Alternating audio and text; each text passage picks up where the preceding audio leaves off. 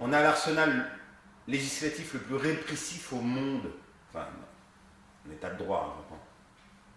Dans le monde occidental, les résultats ne sont pas là. Par contre, pour priver de liberté, pour anticiper, pour parler de concepts de pré-terrorisme, là on dépasse Minority Report.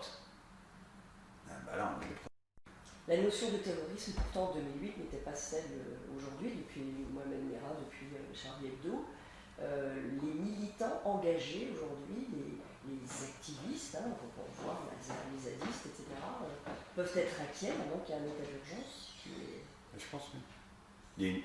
Il y a une réelle criminalisation de la lutte sociale. De la lutte sociale ou même de la pensée de la lutte sociale? Ils ont tenté avec Tarnac. Je pense que là, ils sont un peu... Ça va les calmer pour quelque temps, mais ils vont revenir. Ils ne peuvent pas s'empêcher de faire autrement.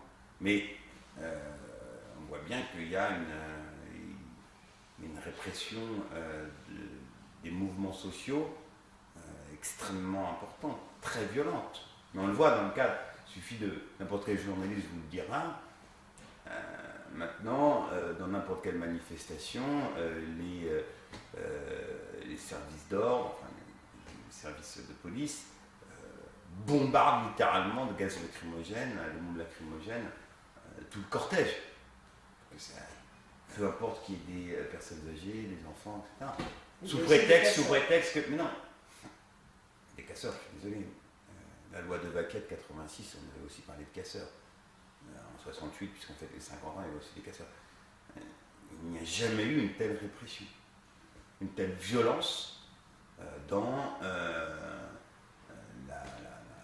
lorsqu'ils entendent, ou lorsqu'ils souhaitent disperser une manifestation.